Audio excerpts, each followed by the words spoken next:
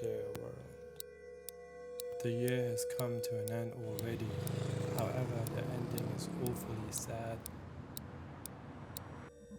There's so much content coming from the oppressed. It's merely a gift for us to see the truth. It's very saddening, heartbreaking, emotionally paralyzing, however it is certainly an eye-opener. With so much destruction upon them, they continue to find ways to communicate with the world to expose the oppressors of this savagery. What are you afraid of? Why aren't you speaking up for the oppressed? Why is there a double standard? The mind is filled with the gory images of the brutality against the innocent. The concern often wakes one up in the middle of the night.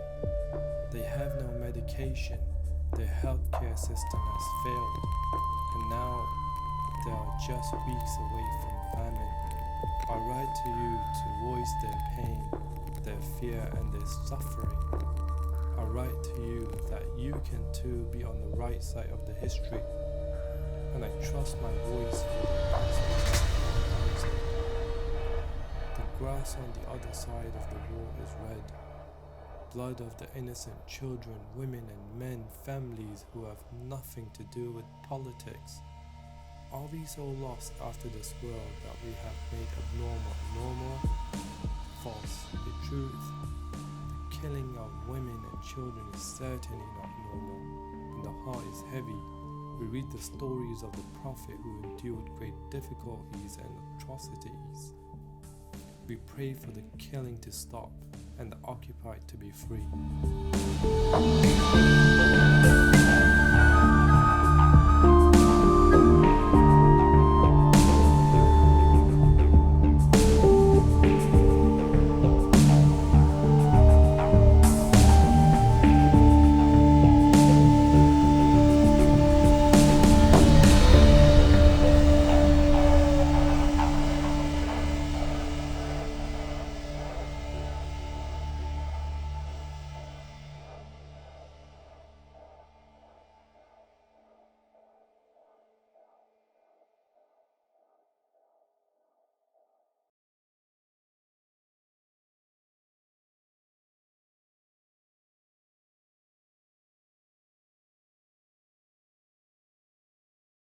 Ceasefire now.